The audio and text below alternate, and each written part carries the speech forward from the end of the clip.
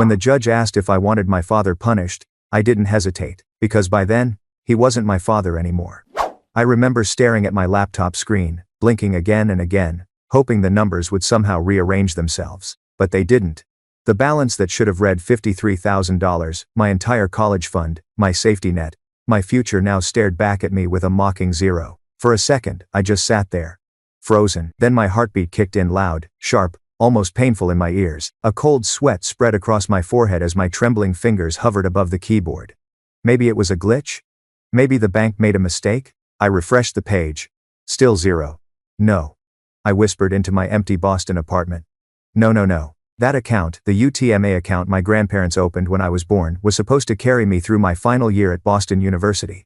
My father, Gregory Wilson, had been managing it since I was little. Now it was gone. I grabbed my phone off the coffee table, hands shaking. Outside, the afternoon sunlight spilled through my window, warm and golden, like the world was mocking me. I dialed his number, that familiar Columbus area code I knew by heart. 1 ring, 2 rings, then his voice. Confident as ever. Milani, how's my college girl? I swallowed hard. Dad, I said, my throat tight. I'm looking at my UTMA account. It's empty. There was a pause. Just long enough for me to know this wasn't a surprise to him. Oh, that, he said, voice shifting into something casual. Yeah. I had to move some things around. Just borrowed it for a stock opportunity. Great timing. Actually, markets are prime for investment. The room tilted slightly. I gripped the edge of my desk. You borrowed $53,000, I said slowly. Without telling me? Listen, honey, he replied. A touch of impatience in his tone. It's not a big deal. You're smart. You'll figure it out.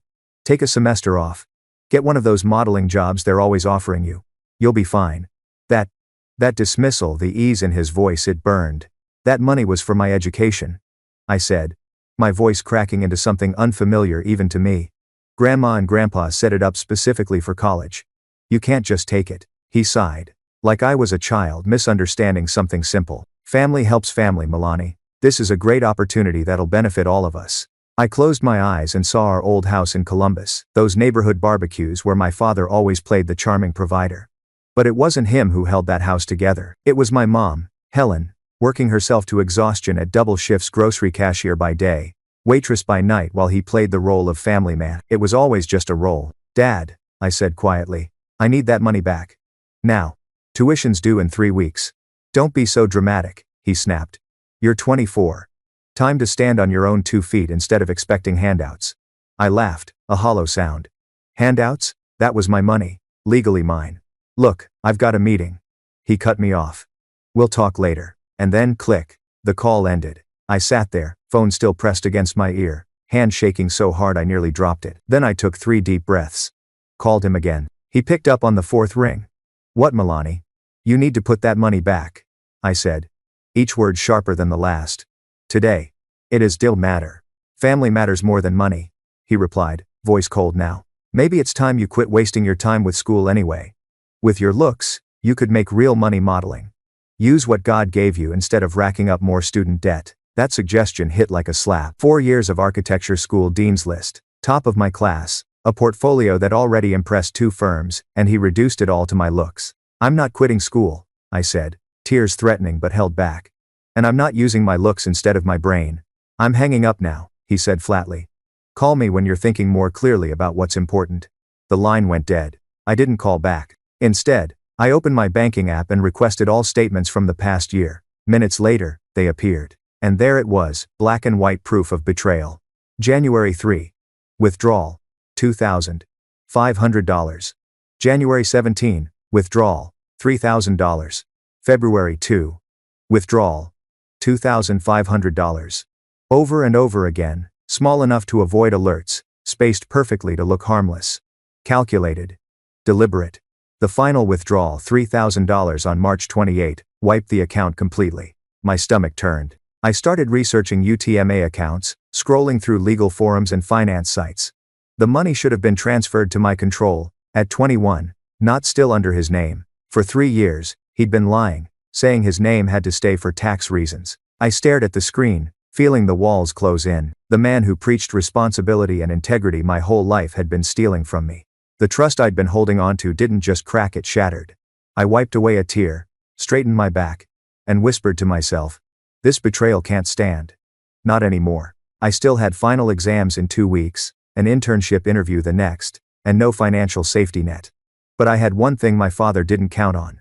The truth documented, provable, undeniable. Have you ever discovered that someone you trusted completely was deceiving you? That moment when your body realizes before your brain does when the truth hits and your heartbeat changes rhythm? That was me, and I wasn't going to let it end there. The next morning, I boarded the bus from Boston to Columbus, 15 long hours of motion and noise that couldn't drown out the thoughts racing in my head. Outside, miles of farmland rolled past, green blurring into gold. I rehearsed conversations I knew would never go as planned. What do you say to a father who stole your future? By the time we crossed into Ohio, the sun was setting. I stepped off the Greyhound bus, the air thick with summer humidity that wrapped around me like an old memory. No one was there to meet me, and honestly, that was fine. I hadn't told them the exact time I'd arrive. I wanted those first few hours back in my hometown to belong to me alone. I slung my bag over my shoulder and started walking the 12 blocks toward home. Each step felt heavier, like gravity itself was trying to pull me back. A text buzzed on my phone. Mom. Dinner at 7. Your favorite lasagna. My throat tightened. Typical mom, still finding ways to make everything okay, even when nothing was. When I reached the house, I stopped at the end of the walkway. It looked smaller somehow, that faded colonial with blue shutters dulled by too many winters. The ceramic birdbath Mom had bought at a garage sale years ago stood in the same spot. Everything looked the same. Except now I knew what it had cost her to keep it that way. Dad's silver Buick gleamed in the driveway, freshly washed. He always made sure the outside looked perfect. Mom opened the door before I could use my key, pulling me into a hug that smelled of tomato sauce and lavender lotion. There's my college girl, she said, smiling tired eyes, but still warm. I forced a smile back. Hey Mom, your father's setting the table, she said. He's been talking about how proud he is of you. Right.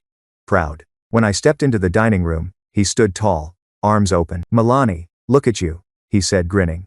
Boston's made you into quite the sophisticated lady.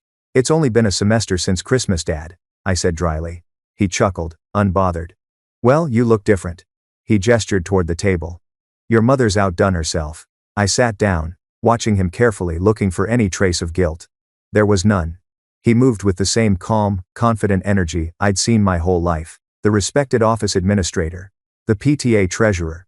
The man who loved giving lectures about fiscal responsibility. Halfway through dinner, he started one of those lectures again. You know, he said, fork in hand. Financial responsibility is what separates successful people from failures. Especially these days, inflation, bad markets, you've got to be smart. The lasagna turned to ash in my mouth. Is that right? I asked softly. Absolutely, he said. The key is knowing when to seize opportunities. I've been reading up on investments. Mom nodded absently, too tired to catch the irony. I bit my tongue so hard I tasted blood. After dinner, he announced that he had a work meeting and disappeared into his office. Mom started loading the dishwasher despite my protests. I'll just lie down for an hour before my night shift, she said. There's pie in the fridge if you want dessert later. When the house finally went quiet, I waited 15 minutes. Then I stood up. Dad's office door wasn't locked, why would it be? No one ever questioned him. The smell of sandalwood and printer ink filled the small room. A folded newspaper sat neatly on the desk beside a mug that read World's Greatest Dad. I opened the drawers first. Stationery. Checkbooks. Nothing unusual. Then I turned to the filing cabinet. Tax returns. Insurance policies. Warranty info. All alphabetized and tidy. My pulse started to steady. Maybe I was wrong. Maybe there was some explanation. And then I saw it, his navy jacket hanging on the back of the door. I reached into the pockets. Right pocket car keys. A half roll of mints. Left pocket several folded slips of paper. Casino receipts. River West Casino. $500. $1,000. $2,000. $500. All within the last month. The air left my lungs in one sharp exhale. He hadn't invested my college fund. He had gambled it away. I sat down in his chair, the papers trembling in my hand. The room felt smaller, the air thicker. Then I turned to his computer. The password took 3 tries. My birthday, Mom's birthday, their anniversary. Finally, I was in. His browser history was wiped clean, but his email wasn't. A quick search for River West pulled up dozens of results. VIP invitations, special events, exclusive offers for Diamond Club members. I printed them, one by one. Then I found his credit card statements. ATM withdrawals from River West. Repeated. Weekly. I printed those too. In his wallet, hidden behind his driver's license, was a Diamond Club member card. My hands went cold. He hadn't just made a mistake, this was an addiction. The sound of footsteps on the stairs jolted me. I scrambled, tucking the receipts back, folding the printed emails into my pocket, closing browser windows. Mom appeared in the doorway, holding a steaming mug. "Thought you might like some tea," she said softly. Her hands were red and cracked from long hours at work, real, honest hands. "Thanks, Mom," I said, taking the cup, guilt mixing with anger. "Everything okay? You seem quiet tonight."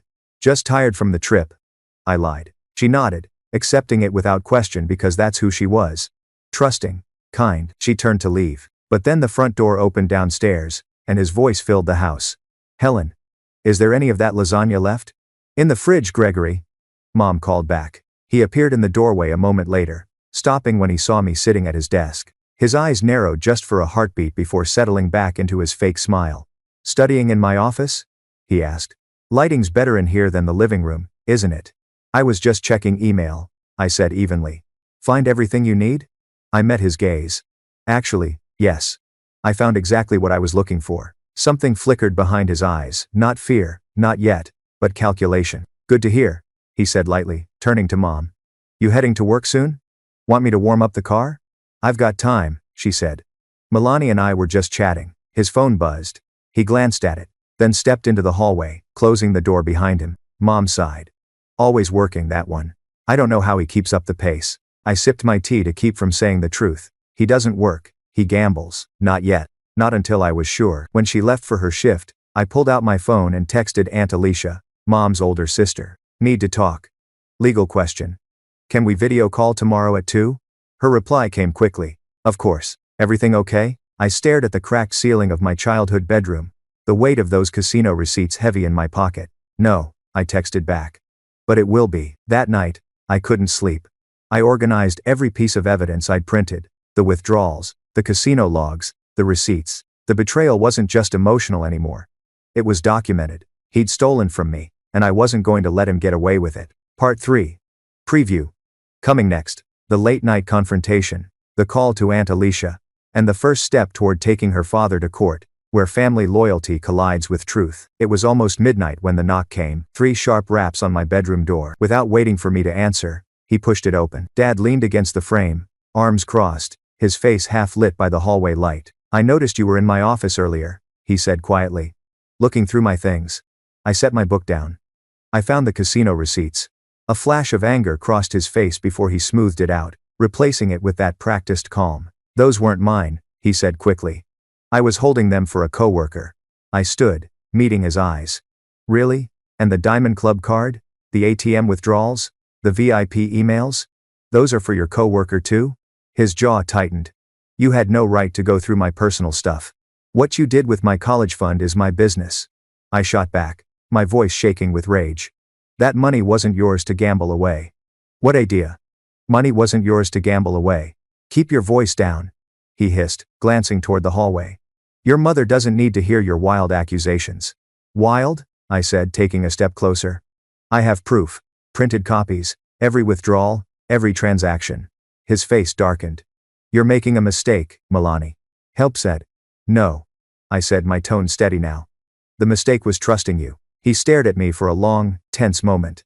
Then, without another word, he turned and walked out, shutting the door firmly behind him. I stood there, fists clenched, heart pounding. For the first time in my life, I'd stood up to him, and it didn't break me. I pulled out my phone and texted Aunt Alicia again. "Change of plans. Need a 3-way call with Mom tomorrow. Bring everything you know about UTMA laws." That night, I didn't sleep. I stayed up documenting everything, dates, amounts, screenshots, timelines. This wasn't just about the money anymore. It was about what it meant that he'd been stealing from me, from Mom, from the people who trusted him. Tomorrow, his lies would finally unravel. 2 days later, fluorescent lights buzzed above Aunt Alicia's law office. The air smelled like coffee and printer ink. Her normally tidy desk looked like a war room, stacks of papers, legal pads, color-coded tabs marking key pages. She didn't even look up as I entered. "The custodial breach is clear-cut," she said, typing rapidly. "What Gregory did wasn't just wrong, it's illegal." I set a coffee beside her. "Will it hold up?" I asked. He's always been good at talking his way out of things. That is ability saving minner into words. We can present in that words. Alicia looked up, her sharp lawyer eyes softening just a little. Charm doesn't work in court, she said. Numbers don't lie. She turned her monitor toward me. On the screen was a formal letter, precise, clinical, and devastating. The words, demand for immediate restitution, and breach of fiduciary duty, stood out in bold. This goes out today, she said. Certified mail. She handed me a copy. No more talking. No more second chances. I traced the edge of the paper with my finger. It felt heavier than it should have. How's Mom doing? I asked. Your mother's working with Linda, she said, referring to the top divorce lawyer in the state. She brought 20 years of financial records. Alicia smiled faintly. Helen Wilson may have been quiet all these years, but she kept receipts literal and figurative. That night, Alicia's kitchen became our war room. The same oak table where we'd eaten Thanksgiving dinners was now covered in legal documents, bank statements, and 3 mugs of tea. Mom sat across from me, her waitress uniform traded for a simple blouse. Her hands, usually in motion, were still for once. I found these in the attic, she said, pushing a shoebox toward me. Inside were old bank statements, yellowed and faded. Your father's gambling isn't new, she said quietly. I thought he'd stopped when we had you. Actives. Alicia spread the papers across the table, arranging them chronologically. This establishes a pattern, she said. It matters. Mom's face changed as she watched.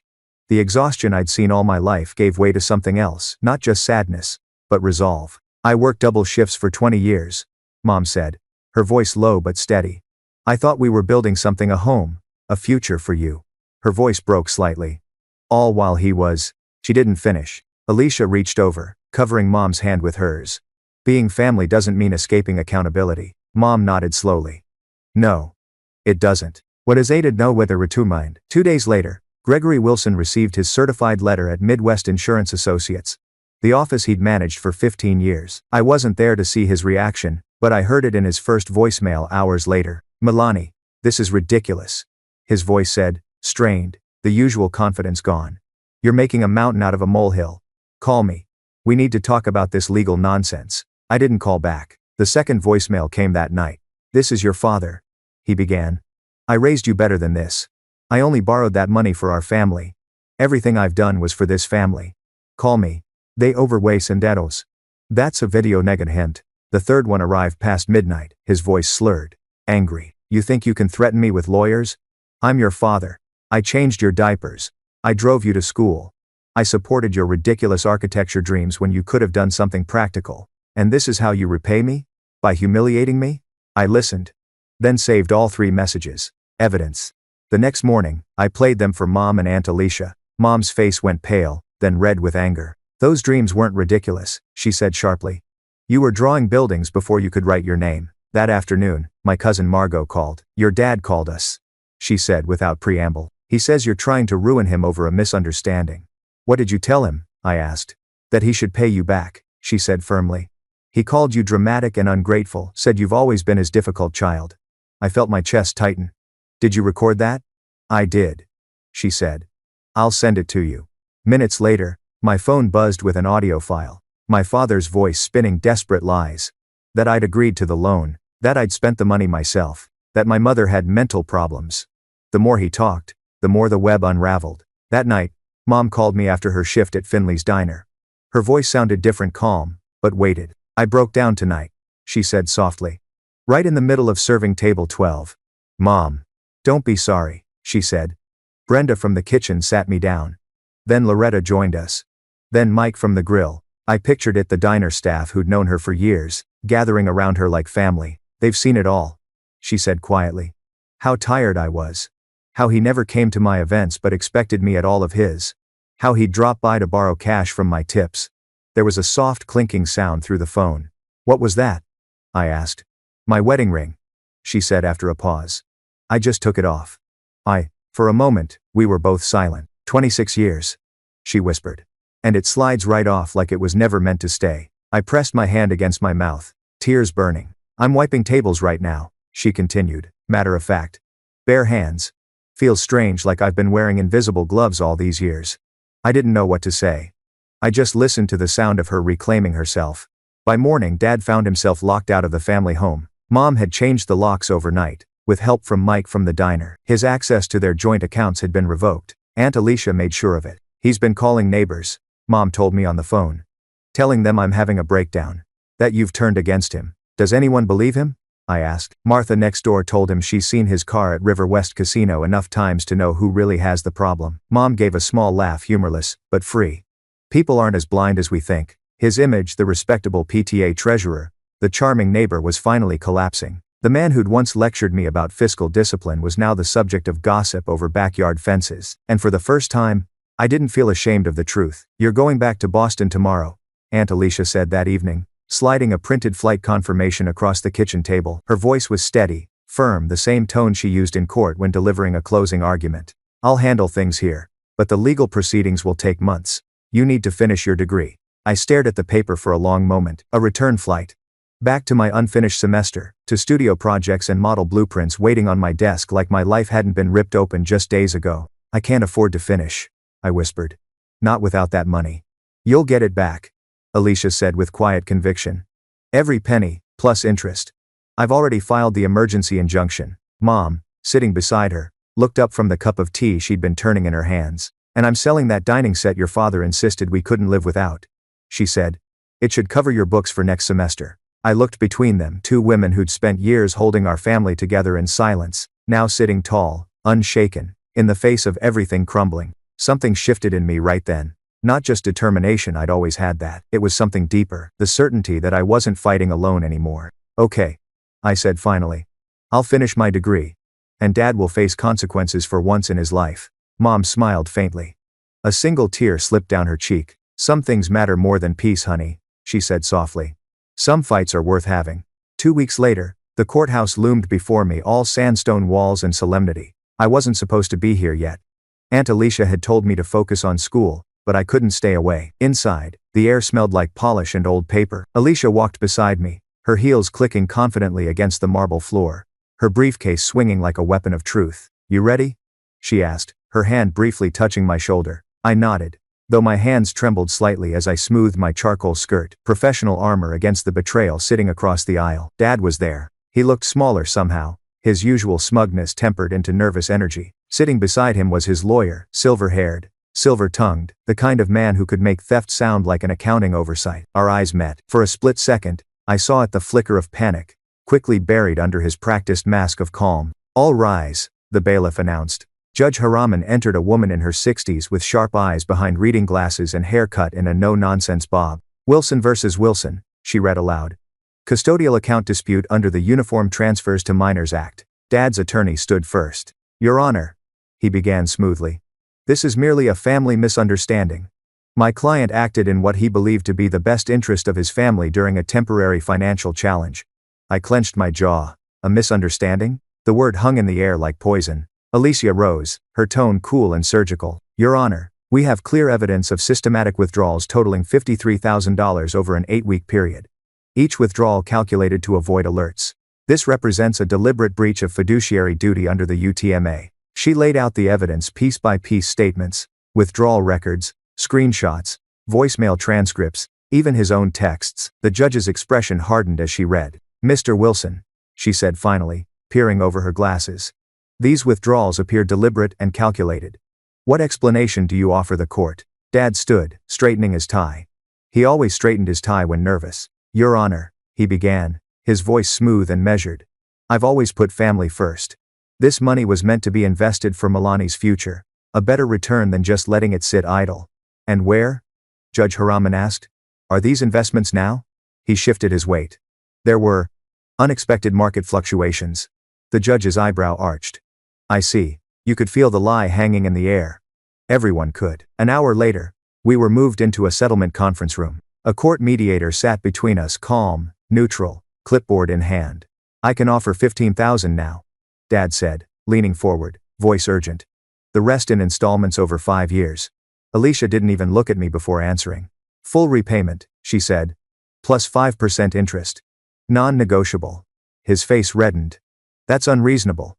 I don't have that kind of money. Another one. The mediator spoke quietly but firmly. Then, wage garnishment is the alternative. Federal law allows up to 25% of disposable income to be withheld until the debt is paid. We take and serve some paid and when me. You'll ruin me financially, he said, turning toward me. Milani, please. Don't do this. I'm your father. For a long moment, I just looked at him. At the man who'd lectured me about responsibility while gambling away my future. And then I said quietly, "You tried to ruin my future. I'm just making sure you can't do it again." His face fell. He actually flinched. The mediator noted the decision, and the agreement was set. Later that afternoon, Mom's case was called in a different courtroom, the divorce hearing. Dad's complexion had gone gray by then, his charm worn thin. Mom's lawyer, Linda, presented the evidence. Mortgage fraud, unauthorized credit cards, forged signatures. For years, Linda said, Mrs. Wilson worked 2 jobs, believing her income supported their daughter's education. Instead, the funds were systematically redirected toward gambling debts and unauthorized expenses. Dad tried to interrupt. Helen knew everything. But his voice faltered when the judge lifted a hand. "We have signed statements, financial records, and corroborating witness testimony," Linda said calmly. The judge didn't bother to hide his disgust. "This court finds clear evidence of financial misconduct and deception. Thanks for watching." Mom sat 3 seats away from me, hands folded neatly in her lap. When the judge delivered his decision, I saw her shoulders drop, not in defeat, but relief. 26 years of marriage, finally unchained. Back in the original courtroom, Judge Haraman finalized our settlement terms. Full repayment of $53,000 plus 5% interest, direct wage assignment, federal garnishment of 25% of his disposable income. "The court finds the defendant in clear breach of fiduciary duty," she said sternly. "This represents the minimum consequence for such violation of trust." I watched my father's face as her words landed, the disbelief, the shock, the fear. He'd spent his entire life charming his way out of consequences. Not this time. Outside, the afternoon sun hit my face. Warm, but not comforting. I'd won. But victory didn't feel like I thought it would. Aunt Alicia walked beside me, her hand brushing my arm. "You did the right thing," she said softly. "I know," I said. "But doing the right thing still hurts." We stopped at the courthouse steps. I turned and saw him leaving the building behind us, shoulders hunched, attorney whispering beside him. He looked older, smaller. For the first time, I didn't feel like his child anymore. I felt like someone who had finally taken back control of her life. 4 crimson graduation tickets lay flat on my kitchen table, each one embossed with the Boston University seal. I ran my fingertips across the gold lettering, tracing the future I'd fought for. The one I'd almost lost. 4 tickets, not 5. I whispered it out loud, like testing the shape of the truth. 4 tickets. I already knew who they belonged to. Mom, Aunt Alicia, and my 2 closest friends, Sophia and Trevor. Not Gregory Wilson, not the man who had gambled away my college fund, and then stood in court claiming he did it for the family. My phone buzzed. "Dad. When should I book my flight?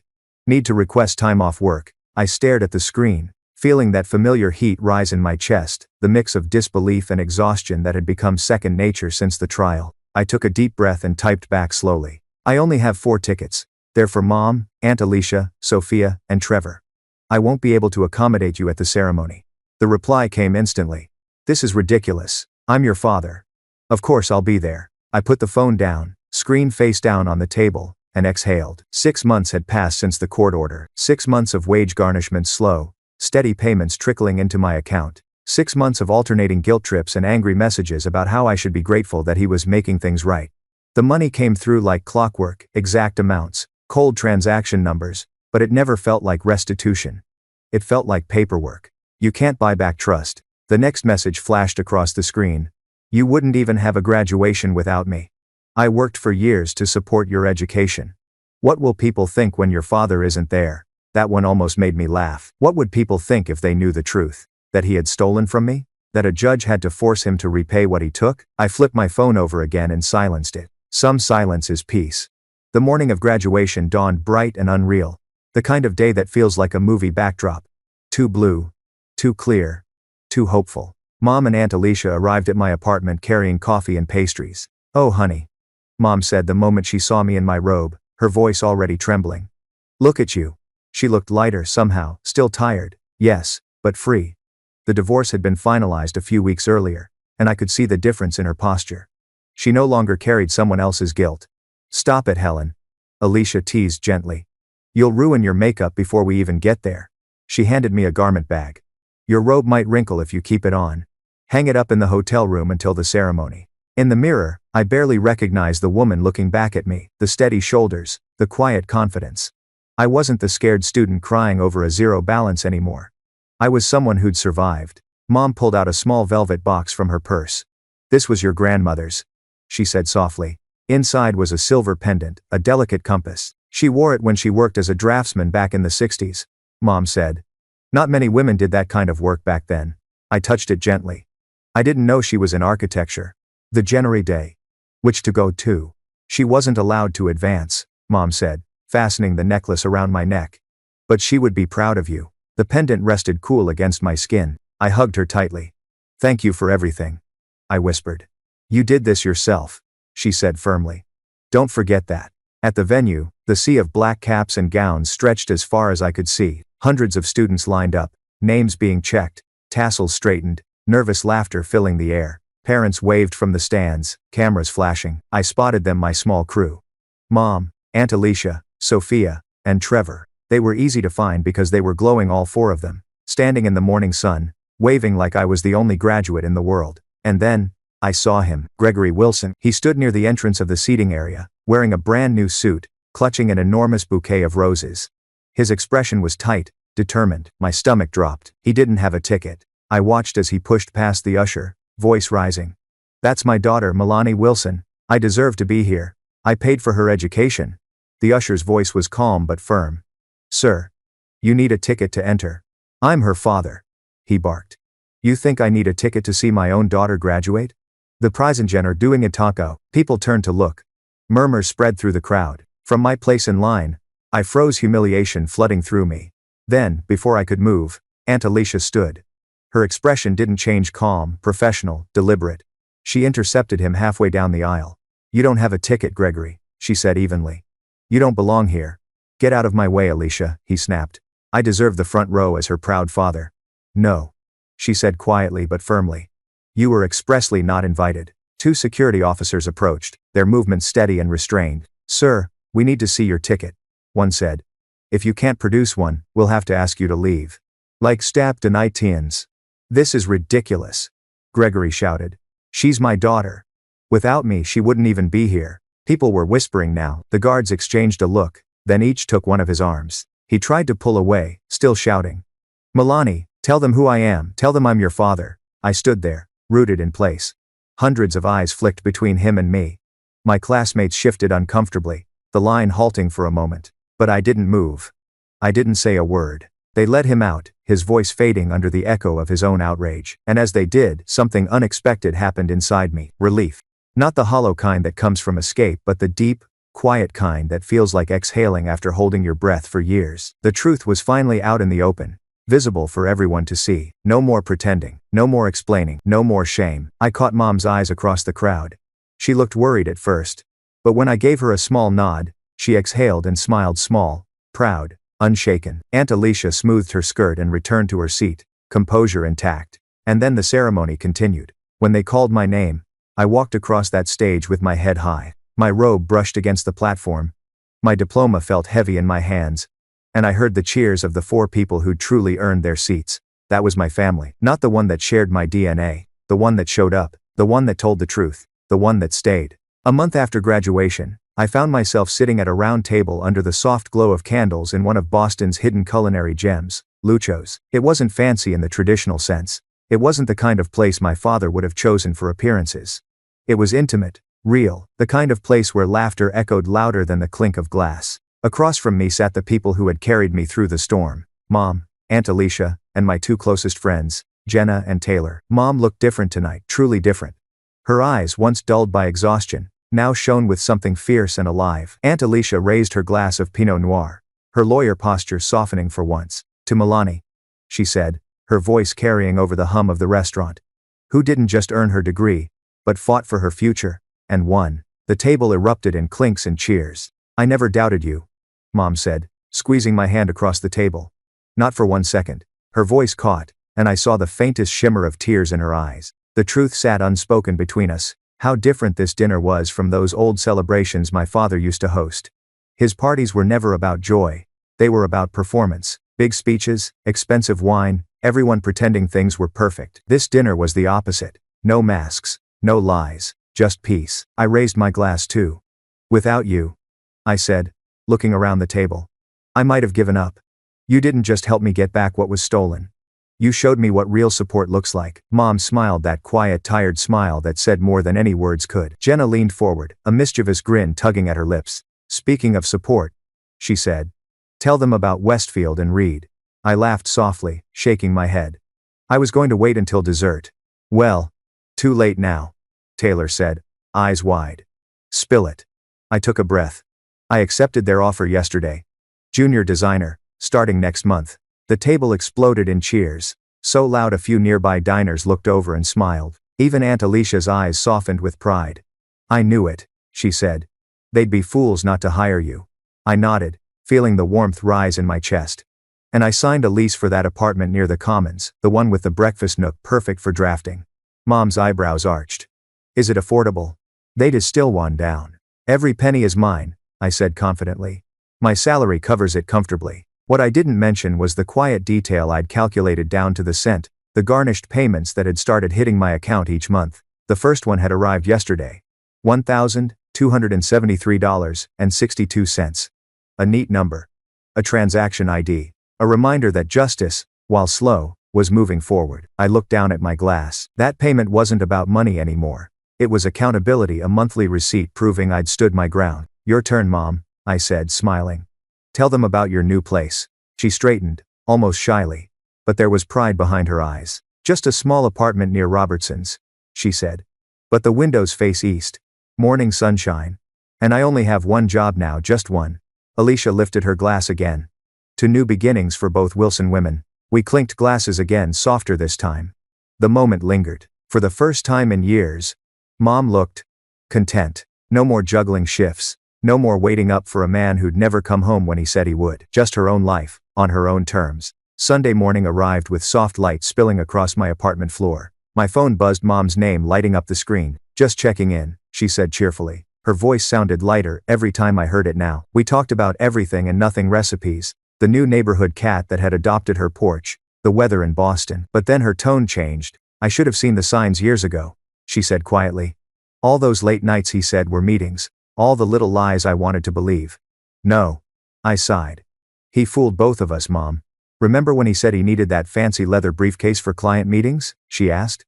I smiled despite myself. And then we found it stuffed with candy wrappers in the garage 3 months later. She laughed, an honest, unguarded laugh that healed something deep in me. I didn't realize until that moment how much I'd missed the sound of it. That afternoon, I took a walk through Boston Common. The trees swayed in the spring breeze. The grass dotted with students reading under the sun. Couples sharing sandwiches, kids chasing pigeons. For the first time in a long while, I felt completely here. Not haunted by the past, not afraid of the future. Just present. Ahead of me, a girl in her 20s struggled to carry a stack of architecture textbooks, the pile wobbling dangerously. Before she could drop them, I stepped forward and caught the top volume just in time. Structural Engineering Principles. I read aloud from the cover, smiling. Second year, she said breathlessly. These things weigh a ton. Yeah, I remember, I said, adjusting the stack in her arms. Trust me, it gets lighter eventually. She smiled gratefully, and for a second, I saw my younger self, wide-eyed, hopeful, unaware of how fragile safety nets could be. Good luck, I said as we parted ways. You too, she said over her shoulder. And for once, I believed her. That night, I sat at my small desk by the window, laptop open to a blank page. I'd just created a new savings account, one with triple verification and no shared access. I transferred my first deposit and watched as the numbers appeared on the screen, small, but real, steady, mine. For the first time since this began, watching numbers on a screen brought peace instead of panic. Then my phone buzzed. A message preview appeared. Gregory Wilson. Milani. You need to reconsider this whole legal. I didn't even open it. I just swiped the notification away. He had taken enough of my attention. Enough of my energy. I turned instead to my design sketches, my first professional project for Westfield and Reed. Lines, angles, light, space. The things I could control. He thought stealing my money would steal my future. Instead, it made me stronger. The first morning I walked into Westfield and Reed, I felt like I was stepping into a dream, one I'd rebuilt from the rubble of everything my father destroyed. The air smelled faintly of fresh paint and espresso. The office itself was a modern marvel of glass and steel.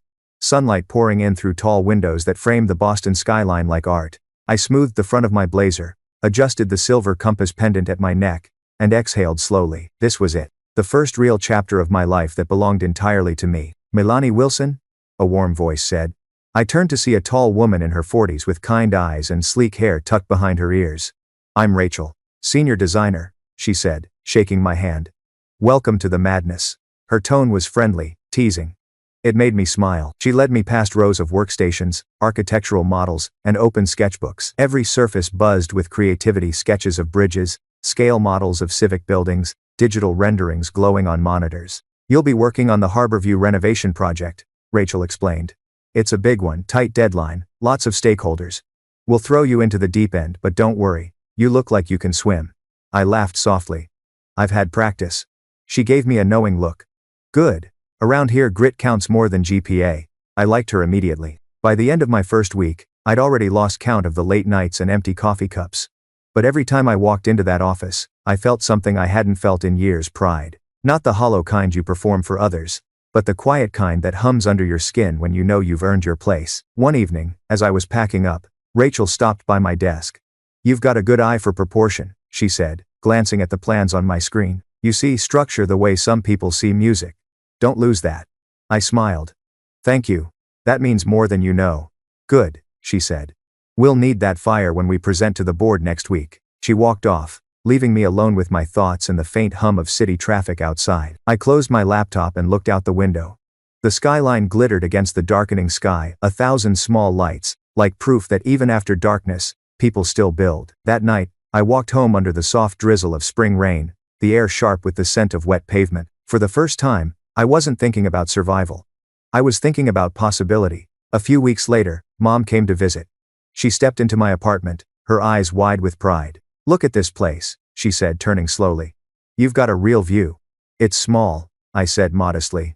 But it's mine. She set down the grocery bag she'd insisted on bringing: fresh fruit, homemade muffins, and a small jar of her favorite coffee blend. It feels peaceful here, she said. It is. I hesitated, then added. Most days. She turned to look at me. He called again, didn't he? I nodded. Last week. Then again yesterday. I didn't answer. You don't have to, she said firmly. You've given him enough of your life. I wanted to believe that. But there was always that shadow, that question of whether justice truly closes a chapter, or if it just changes its shape. He's working at the same place still? I asked quietly.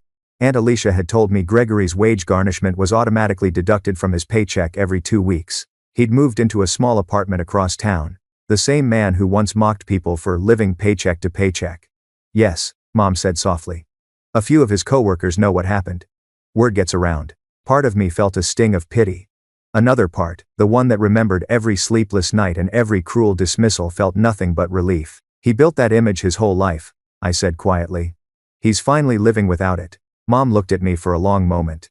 And you're finally living with truth. And it was not presents. At work, the Harborview project gained momentum. Long nights became longer. Deadlines became tighter. And somehow, I thrived in the chaos. One Friday, after presenting a 3D rendering to the clients, Rachel clapped me on the shoulder. You've got guts, kid, she said. And that design? Bold. It's going to get noticed. That night, lying in bed, I thought about the phrase getting noticed. It used to terrify me. Being noticed meant scrutiny, vulnerability. Now it meant recognition, being seen for who I really was. Not the version my father wanted me to be. 2 months later, I received an envelope in the mail. Office of Domestic Relations printed across the top. For a second, my chest tightened, that old panic reflex. Inside was a brief statement confirming continued wage garnishment compliance. A note from the clerk read simply, all payments up to date, $53,000. Plus interest. I sat there at my desk, letter in hand, sunlight spilling over the paper. It didn't feel like revenge. It felt like closure. I folded the letter neatly and slipped it into my file folder labeled, Proof I Survived. Then I opened my laptop, logged into my bank account, and saw the latest deposit, another $1,273.62. But this time, something was different. Instead of bitterness, I felt gratitude, not for him, but for the version of myself who hadn't given up. That weekend, I invited Mom and Aunt Alicia to my apartment for dinner. Homemade pasta, candles, wine, nothing fancy, just home. After we ate, Alicia leaned back, swirling the last sip of her drink. Do you ever think you'll forgive him? She asked. Not judgmentally, just curious. I thought about it for a long moment. Forgiveness isn't for him, I said finally. It's for me. But I'm not there yet. Maybe one day, when I can think about him and feel nothing. Mom nodded quietly. That's peace, she said. Not pretending it didn't happen, just not letting it define you anymore. I smiled faintly. I'm working on it. Later that night, after they left, I sat by the window watching the city lights flicker below. I pulled out my sketchbook, the one I'd used all through college, and started drawing without thinking. Not buildings this time, not lines or structures, just shapes, fluid, uncertain, free. I realized then that architecture and life had something in common. Both were about balance. You couldn't just build something strong. You had to build something that could bend, that could absorb weight, and still stand tall. And maybe that's what I'd become, not unbreakable, but flexible, resilient. Part 8. Preview coming next. Gregory reaches out again, this time not with anger but with remorse. Milani faces the hardest decision of all, whether to open the door to a past that nearly destroyed her. It happened on a quiet Sunday afternoon in early fall. Boston was drenched in golden light, the kind that makes even cracked sidewalks look beautiful. I'd just finished sketching for a new civic project, when a soft but persistent knock came at the door. I wasn't expecting anyone. When I opened it, the world tilted. There he was, Gregory Wilson, my father, older, thinner. The confident posture that once filled every room now replaced by something smaller, hesitation. His hair was grayer than I remembered, his suit too loose, his tie uneven. For a second, neither of us spoke. The only sound was the hum of the city outside. Milani, he said quietly. You look different. I am, I replied. He gave a faint smile, one that didn't reach his eyes. May I come in? My first instinct was to say no.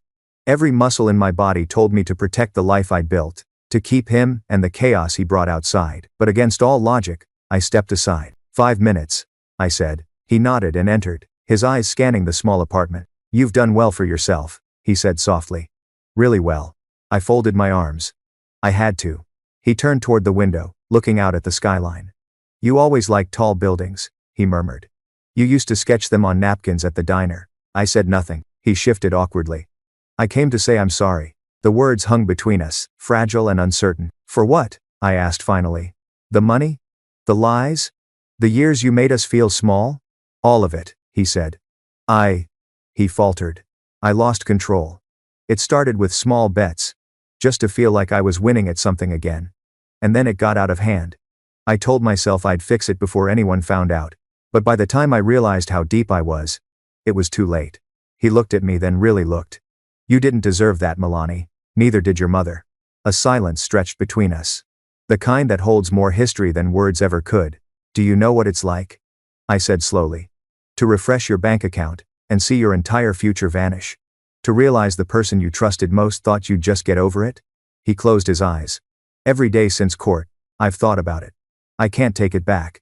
I can only keep trying to make it right. I wanted to believe him, but apologies are easy when the consequences are unavoidable. I didn't come for forgiveness, he said quickly, as if reading my thoughts. I came to tell you I see it now. All of it. What I did. What I broke. He looked down at his hands. They were trembling. The money I send, I know it doesn't fix anything. But every time it leaves my account, I remember what I lost. I stared at him, trying to find the man who once carried me on his shoulders, who taught me to ride a bike, who smiled at my high school graduation like I hung the moon. But that man had been gone a long time. Dad, I said quietly. I don't hate you. His head snapped up, hope flickering. I don't love you either, I continued. Not the way I used to. Right now you're just a person I'm learning to live without. He flinched, but he didn't argue. That's fair, he said softly. More than I deserve. We stood there in silence for a long moment, two people bound by blood, separated by choices. Finally, he reached into his coat pocket and pulled out a folded piece of paper. This isn't about the settlement, he said. It's something else. I hesitated, then took it. It was a letter. Handwritten. The penmanship shaky but familiar. I started writing that in court, he said. Didn't know if I'd ever get the courage to send it. I unfolded it. The first line hit me like a punch. To the daughter who deserved a better father than the one she got. My throat tightened. I didn't read the rest, not yet. I couldn't. He straightened his tie, even though it didn't help. Take care of yourself, Milani. He turned to leave. At the door he paused. I heard your firm's working on the Harborview project. Your mother told me. I stiffened. She shouldn't have. He nodded. She didn't mean to. She's proud of you. So am I. And then he was gone, just like that. The door clicked shut, and the apartment fell silent again except for the echo of his words. I stood there for a long time, letter still in my hand. Then I sat down at my desk, The same desk where I'd once stared at a zero balance and thought my life was over. The letter trembled in my fingers as I finally unfolded it fully. It wasn't long, just one page. He wrote about the first time he held me as a baby, how terrified he was to be a father. He wrote about the pressure, the debt, the lies he told himself to justify bad choices. He wrote about Mom, how she deserved a better partner, how she was the strong one all along. And at the end, he wrote something that stopped me cold. If I ever have the chance to earn back 1 ounce of your respect, I'll spend the rest of my life trying. I didn't cry. Not this time. Instead, I folded the letter carefully and tucked it in my drawer, not in the trash, not on display. Just there. Some things don't need to be forgiven right away. Some wounds need time, distance, and truth. That night, I called Mom. He came by, I said simply. Her voice was calm, unsurprised. I figured he might, eventually. He said he was sorry. Did you believe him? I thought about it. I believe that he wants to be sorry. I'm just not sure he knows how yet. Mom was quiet for a while. Then she said, "That's okay. You don't owe him your peace. But you can still keep yours." Later, I went for a walk. The air was crisp, leaves scattering across the sidewalk. In every window I passed, reflections of people moving forward, carrying groceries, holding hands, living their ordinary, beautiful lives. I thought about all the times I'd felt broken, and realized I wasn't broken anymore, just rebuilt. It was a gray morning in November when I finally decided to write back. Not because I owed him anything, but because silence, after a while, becomes its own kind of weight. I sat at my small dining table, the one I'd thrifted and refinished myself, the grain of the wood smooth under my palms. Outside, Boston was waking up, distant sirens, the low hum of traffic, someone whistling down the street. The world had moved on, so had I. But there were words still sitting in my chest, waiting for release. I opened my notebook and began. "Dear Dad, I got your letter. I didn't read it right away, I wasn't ready. But when I did, it felt like standing in a place I used to live. Familiar, but no longer mine. You said you're sorry. You said you want to earn back respect. The truth is, I don't know if I can give that to you. Respect isn't rebuilt with apologies or court orders. It's built with consistency, with showing up, over and over, long after the world stops watching. And you didn't. You disappeared when things got hard. When being my father required humility instead of pride. But I'm writing this because I need you to know. I'm okay. I finished my degree. I built a career. I've built a home that feels safe, not because it's perfect, but because no one here lies to me. Mom's doing better too. She smiles now. She laughs out loud, the way she used to before she learned to hide it. I don't know what you've done with your life these last few months, but I hope genuinely that you're learning to live without the lies. And if someday you really are the man you described in your letter, the one who understands what he broke, then maybe, one day, we can talk again. But until then, I'm moving forward. Not as your daughter trying to heal from what you did, but as a woman who finally knows she never needed your permission to begin. Milani. I set my pen down, letting the words sit on the page. No tears. No anger.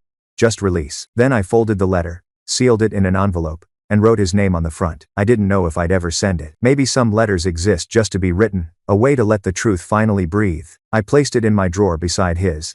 2 stories, side by side, both unfinished in their own way. A week later, I stood at the top of the Harborview building, my first completed project as part of the Westfield and Reed team. The glass facade gleamed in the afternoon light, the city skyline reflected in every pane. Rachel joined me on the terrace, her coffee steaming in the chill air. "Feels good, doesn't it?" she said. "It does," I said, gazing out at the harbor. "It feels like proof," she smiled. "Proof of what?" "What I up to and bear. That you can lose everything," I said softly, "and still build something beautiful out of it." She nodded. "That's architecture for you in life." We stood in silence for a while, watching seagulls dip and wheel above the water, the city breathing beneath us, and I realized the pain, the courtrooms, the betrayal it had all led me here, to this height. This peace. This quiet. That night, back home, I took out Grandma's compass pendant and held it up to the window. The metal glinted faintly in the city lights. The arrow pointed north, steady, unwavering. For so long, I thought that compass represented direction. Now I knew better. It represented choice, the ability to keep moving, even when the path isn't clear. I brewed a cup of coffee and sat by the window. My phone buzzed with a text from Mom. "Mom, they just featured your design on the city planning website. You made it, kiddo." I smiled and typed back. "We made it, Mom." I looked out at the skyline one last time that night. Glass, steel, and endless light. Every building was proof that something can fall apart and still rise again. So was I. Epilogue. Months later, a small envelope arrived in my mailbox. No return address. Just my name written in familiar handwriting. Inside was a single line on a plain white card. You don't owe me forgiveness, but I'll spend my life earning the right to deserve it. I placed it beside the other letters and smiled. Not because everything was healed, but because, finally, everything was honest. And sometimes that's enough. That we wants to expect in for the safe friends. It we want not neverwhere. Don't make jokes, I said, half smiling. You're lucky to be alive. For a moment, we just sat there, the steady beeping of her monitor filling the silence. Then she reached for my hand, her voice barely audible. You know what's strange? When I saw the headlights coming at me, I didn't think about the house, or the business, or even Daniel. I thought about you. About how I'd spent years trying to be the sister who looked like she had it all together and how wrong I was about what that even means. I swallowed hard. You don't have to. I do. She interrupted gently. You built something from nothing, Allison. And I finally get it. You weren't trying to win. You were just trying to live right. I wish I'd learned that sooner. The tears came quietly, uninvited. I squeezed her hand. We're still learning, I said. Both of us. Rebecca stayed in recovery for nearly 2 weeks. I visited every other day, bringing her books, design magazines, and sometimes just silence. It was strange, sitting there beside her hospital bed, talking about small things like kids' homework or recipes, the kinds of things we'd never shared before because our relationship had always been built on tension. But now, it was gentler. Unforced. One day, she looked up from her book and said, You know, when I got that commission years ago, the one that started all this, I thought success meant never needing anyone again. But you've shown me it's the opposite. Real success is having people you can need and trust. I smiled. I'll put that on a coffee mug for you. She laughed. And for a moment, the years of hurt between us didn't exist. When she was discharged, I helped Daniel bring her home. Their apartment was small but warm, photos taped to the fridge. Kids' drawings covering the walls. As I set her bag down, she caught my hand again. Allison, you didn't just save my life by showing up today, she said. You saved it the day you walked away and forced me to face myself. I didn't know what to say. So I just hugged her. Some things didn't need words. That night, back at my condo, I sat by the window, watching snow fall over Denver. I thought about the word family, how it had broken me once, then slowly rebuilt itself into something truer. Not an obligation, not a title. A choice. Family wasn't who demanded space in your home. It was who earned space in your heart. And this time I'd chosen well. Spring came early that year. The snow melted into clear skies and longer days. One morning, I received a call from the publisher who'd printed blueprints for Belonging. Allison, we'd like to feature your book at the annual Denver Writers Summit, the editor said. You'd give a short talk about building from adversity, creative identity, and the meaning of home. I froze. Public speaking had never been my strength. I'd built my career in quiet studios, not on stages. But I also knew that this message wasn't really about me anymore. It was about the hundreds of voices who'd written to me since the book came out, the people who were still in their cars, in shelters, on couches, trying to believe they were worth rebuilding for. So I said yes. The night of the summit, Ellen sat in the front row, camera in hand, giving me a thumbs up. I stepped onto the stage, the microphone catching my breath as the audience quieted. 2 years ago, I began. I thought I'd lost everything. My home, my family, my sense of direction. But what I've learned since then is that sometimes the breaking is what lets the light in. I paused, scanning the crowd, strangers, yet familiar somehow. I used to think design was just about buildings and interiors. I continued. But it's not. It's about people. About giving shape to the spaces where we belong, even when life tears those spaces down. I told them about the center, the women who'd found their footing again, the families who'd built second chances.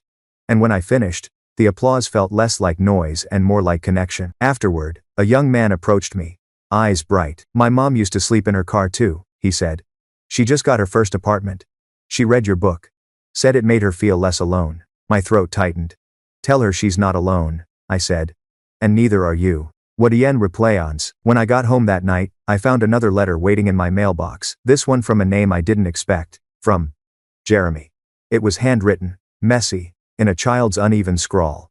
Dear Aunt Allie, thank you for helping Mom and Dad. Thank you for building that place where people can stay when they don't have homes. When I grow up, I want to be a builder too. Love, Jeremy. I pressed the paper to my chest and closed my eyes, because that was it. That was the whole point. If kindness could echo through generations, then maybe everything I'd gone through had been worth it. The next morning, I framed Jeremy's letter and hung it beside my desk right next to the plaque from the Women in Business Gala, not as a trophy, as a reminder that the best things we build are never just for ourselves. The following year unfolded like the calm after a storm, that quiet, golden stillness, when the world stops demanding that you survive and starts inviting you to live. Every piece of my life that had once fallen apart had somehow found its place again. Not the same as before, but sturdier, built with intention. The center in Denver expanded into a second branch. My firm grew to a team of 12. Ellen became not just my partner in work, but my closest friend, the sister I'd chosen along the way. And Rebecca, she was healing too. We still had our differences, we always would, but now we met halfway. We didn't try to fix each other. We just showed up. And sometimes, that was enough. One Saturday morning, Rebecca called. "Allison," she said, her voice carrying a note of warmth I hadn't heard in years. "The kids want to see your new office. Jeremy's been drawing floor plans for his bedroom, and wants to show you." I laughed. "Tell him he's hired." She chuckled. "Don't tempt him. He already said he wants to be just like Aunt Allie." Could Baxter, my throat tightened. "I'll make some time this weekend." That Sunday, they came by. Jeremy bounded in first, holding a sketchbook nearly as big as his chest. "Look," he said, spreading it open across my drafting table. "This is our house, but I made it better. I added a secret room for Mom when she needs quiet." I smiled. "That's brilliant. Every home should have a space for peace." Rebecca stood in the doorway, watching us with a small, proud smile. "He spends hours drawing now. You've rubbed off on him." "I'll take that as a compliment," I said, teasing. "It is," she replied. For a few seconds, our eyes met, not as competitors, not as sisters keeping score, but as women who had finally made peace with their own past. After they left, I sat in the office, Jeremy's sketch still open on the table. It reminded me of something Ellen had said months ago. "You didn't just build walls, Allie. You built ways for people to breathe again." Maybe that's what all of this had been about, learning how to breathe after years of holding it in. Later that evening, Ellen stopped by, holding 2 paper cups of coffee. "You look sentimental," she said, handing me one. "Jeremy showed me his blueprints," I said. "The kid's a prodigy." Ellen smiled. "Of course he is. He has your DNA of determination." We sat in comfortable silence for a while, watching the sunset burn the city in amber light. "You ever think about what's next?" she asked. "Every day," I admitted. "But this time, I don't need to chase it. I just want to grow what's already here." Ellen nodded. "That's a good answer." I took a slow sip of coffee. "You know, I used to think home was a place. Now I think it's the people who see you clearly and still choose to stay." "Then you're home," she said quietly. A few months later, Blueprints for Belonging was picked up for national distribution. The publisher wanted to host a speaking tour, cities, interviews, audiences. At first, I hesitated. I'd never dreamed of being a public figure. But this story wasn't really mine anymore. It belonged to everyone who'd found themselves rebuilding from heartbreak. So, I said yes. The tour took me from coast to coast, from community halls to college campuses, from shelters to luxury hotels. Everywhere I went, people came up after the talks with tearful smiles and stories that felt like echoes of my own. A woman in Chicago told me she'd left an abusive marriage and started a new business. A student in Portland said she'd dropped out of architecture school after being homeless, but my book made her reapply. A father in New York handed me a letter his daughter had written, thanking me for making broken sound brave. Each story was a reminder. Every pain we survive becomes someone else's map. By the time the tour ended, I'd stopped calling it a career. It had become a calling. And yet, despite all the cities, all the applause, it was the small things that grounded me. Sunday coffee with Mom, dinners at Ellen's, Jeremy's messy crayon drawings arriving in the mail, those were the things that made all of it real. A year later, on the anniversary of the center's opening, we hosted a celebration. The hall was filled with families, volunteers, and women who had found their footing again. Rebecca and Daniel came too, along with the kids. Jeremy had helped paint the backdrop, a mural of open hands holding a city skyline. As the crowd gathered, Ellen took the mic first. "We started with an empty warehouse," she said, smiling. "Now it's a home for hundreds. And none of it would exist without the person who believed in rebuilding not just walls, but lives. Allison, come on up here." The applause was gentle but steady as I stepped forward. I looked out at the sea of faces, all different ages, colors, and stories, and felt a lump rise in my throat. "I used to think home was a roof," I said. "Then I thought it was people. But now I think it's something else. It's the courage to start again, even when you have no guarantees that it'll work out. That courage is what built this place." The audience was silent. Even the children stood still. I took a breath. "This center isn't mine," I continued. "It's ours. It belongs to every person who ever thought they were too broken to rebuild.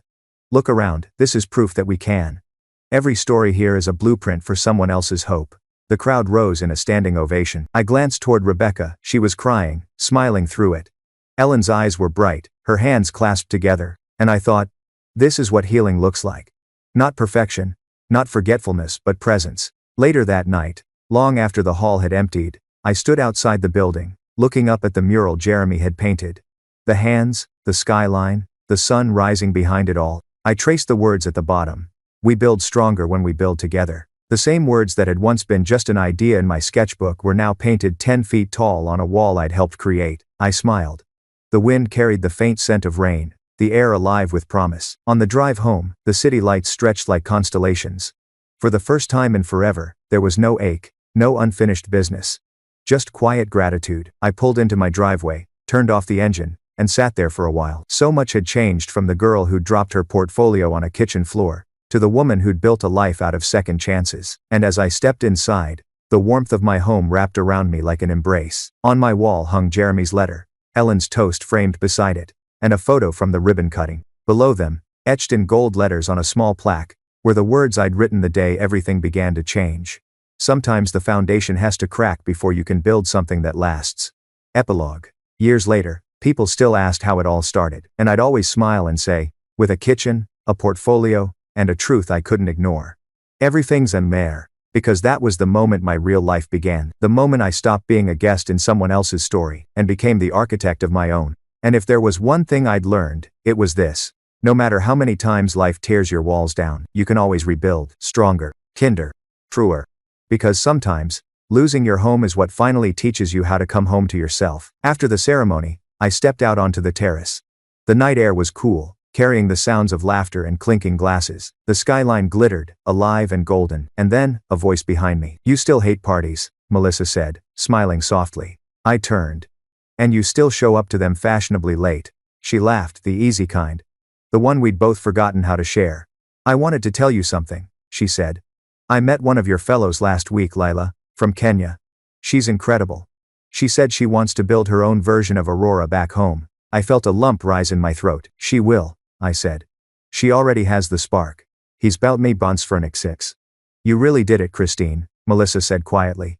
You turned everything they said you couldn't do into a blueprint for the next generation. We all did, I said. We just stopped letting their doubts define us. She hesitated. Mom would have been proud. I nodded, looking up at the stars. I think she finally was. Later that night, I returned to my office. The building was quiet, city lights painting gold streaks across the glass walls. On my desk sat a box I hadn't noticed before, tied with a silver ribbon. A note rested on top, written in Melissa's handwriting. You were right. Family isn't who you're born with. It's who shows up when the world doesn't believe in you. Thank you for teaching me that. Love, M. Inside the box was a framed photo. It was from years ago, before the fights, before the walls. The two of us as children, baking cookies in the old kitchen. Flour everywhere, our laughter frozen in time. I smiled, tracing the edge of the frame. Weeks later, Elizabeth and I flew to Kenya to visit the first group of Horizon Fellows. The girls met us at the airport, waving handmade banners that said, "Welcome home, Miss Christine." We spent the day touring their new event studio, a bright, bustling space full of color and ambition. Lila ran up to me, beaming. "Miss Christine, look," she said, holding up her first official contract. "We booked our first client a wedding next month." "That's incredible," I said, hugging her. "How do you feel?" She grinned. "Like I finally matter." Tears pricked my eyes, because that's exactly how I'd felt all those years ago, the first time someone saw me not as help, but as capable. That night, as we sat under the Nairobi sky, Elizabeth asked quietly, "You ever think about what's next?" I smiled. "Always. And maybe it's time to step back a little," I said. "Let others lead. Let the next Christine find her own way." She raised an eyebrow. "Retirement?"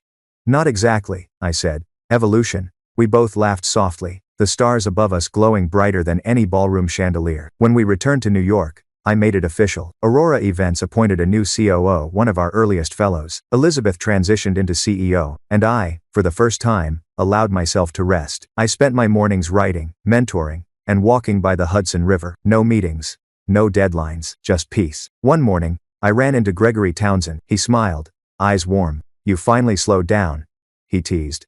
"Maybe I'm learning there's more to success than speed," I replied. "You built something that outlived you," he said. "That's what legacy really means." Years later, Aurora continued to grow, not as my company anymore, but as a movement, a story passed down. And sometimes, when a young entrepreneur would mention my name, I'd smile quietly, unseen, and think that's enough, because I didn't need the applause anymore, the recognition, the validation. I'd already won the moment I stopped fighting to be seen by the wrong people and started building for the right one. One evening, as the sun set over the river, I found myself back in the kitchen, not the one from my parents' house, but my own. I was baking cookies for the neighborhood kids, flour on my hands, music playing low in the background, and as I pulled the tray from the oven, I smiled, because somehow, the girl who used to serve dinner to others, had finally learned to serve herself with grace, with pride, with peace. Final narration. Epilogue. They once treated me like a maid. But life has a way of rewriting stories when you refuse to stay small. I stopped chasing their approval and started honoring my truth. I stopped serving their expectations and started serving my purpose.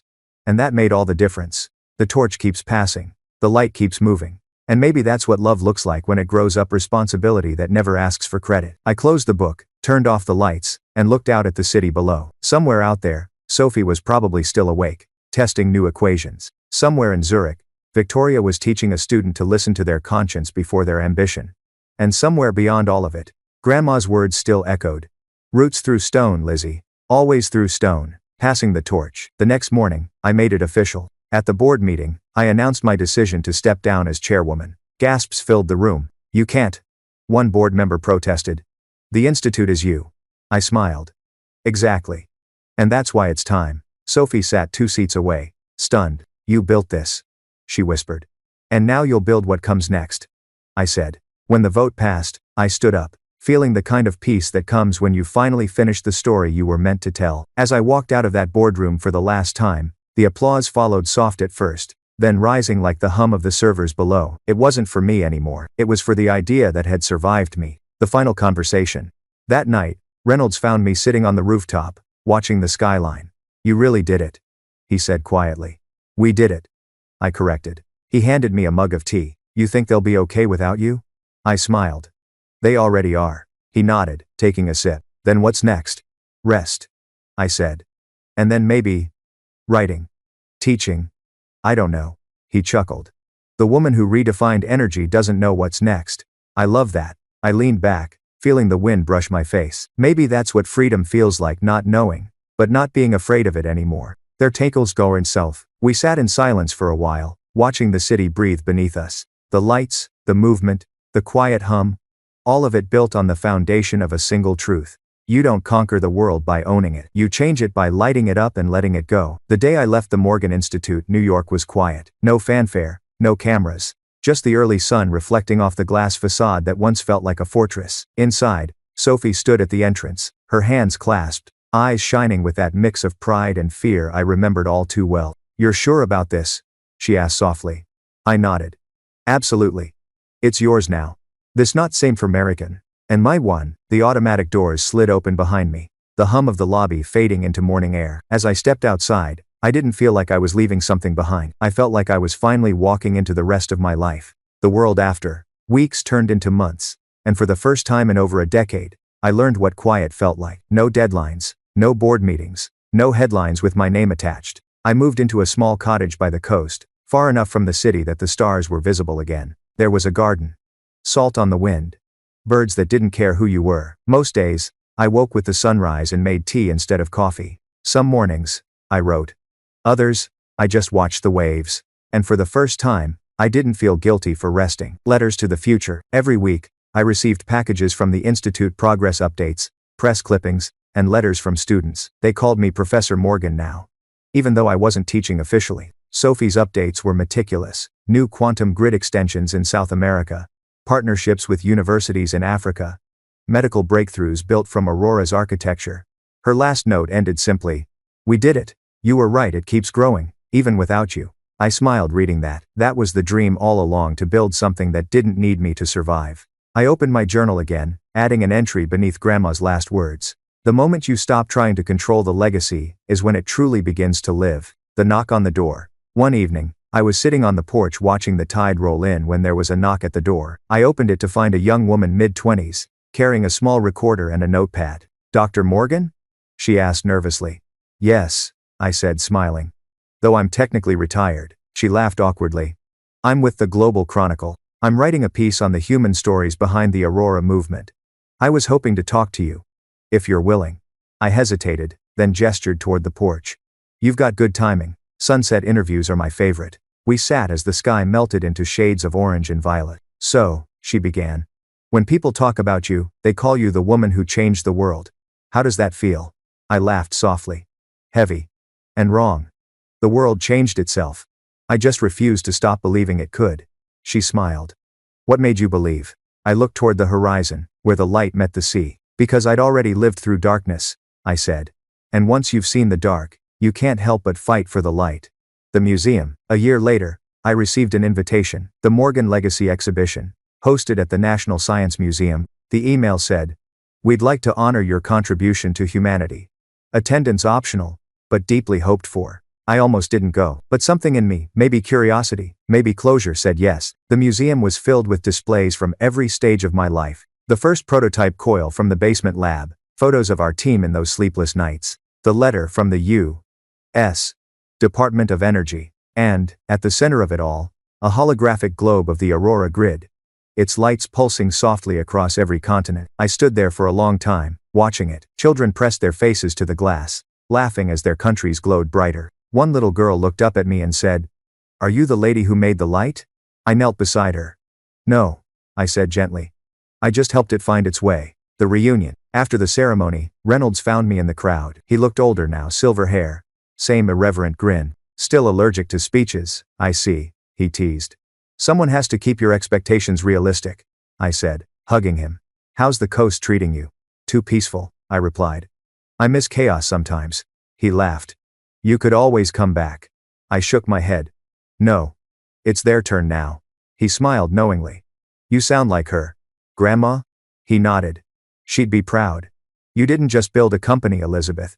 You built a conscience." His words stayed with me long after he left. Because conscience, that was what all of this had been about from the beginning. Not wealth, not revenge, just the quiet insistence that doing good doesn't make you naive, it makes you necessary. Victoria's final goodbye. A few months later, I received another letter, no return address this time. Inside was a photo. Victoria, standing in front of a classroom, chalk on her hands, smiling. On the back, she'd written, "I finally understand." It was never about being the smartest in the room, it was about making sure others could stand in it too. That was the last I ever heard from her, and that was enough. The conversation with Aisha. Years later, when I visited the Nairobi campus named after the institute, I was introduced to a young physicist. Her name tag read, Aisha N. Morgan Fellow. She smiled nervously. "You probably don't remember me, but I wrote you a letter once when I was little. About a light switch." I froze. "That was you?" She nodded, laughing. "I kept it. I'm a quantum systems engineer now." For a moment, I couldn't speak. All I could do was hug her. "You're the proof," I whispered. "The world really does listen when you speak softly enough for it to lean in." She smiled. "Your light reached far, Dr. Morgan." "No," I said, smiling through tears. "Our light did. Full circle." That night, I sat on the balcony of my hotel, the city alive below. I took out Grandma's journal, now weathered, its pages soft from use, and wrote the final entry. "Grandma, the roots you planted grew through stone and reached every corner of the world. You were right, legacy isn't inheritance, it's invitation. And now, I think, it's time to let the next hands carry the light." I closed the journal and watched as the city flickered, thousands of tiny lights dancing in rhythm, each one a continuation, each one a promise. Epilogue. The Quiet Revolution. Years later, historians would call it the quantum renaissance. They'd talk about the science, the politics, the money, but that was never the real story. The real story was simpler. It was about a woman who refused to sell her soul for $3.5 million, and instead built something worth $4.2 billion, not in dollars, but in impact. It was about a family that fell apart so the world could come together. And it was about love, the kind that doesn't end, only changes form. Because the truth is, revolutions don't happen in crowds or speeches. They happen quietly in labs, in letters, in late-night decisions made by people who refuse to quit. And long after the names fade, the light stays.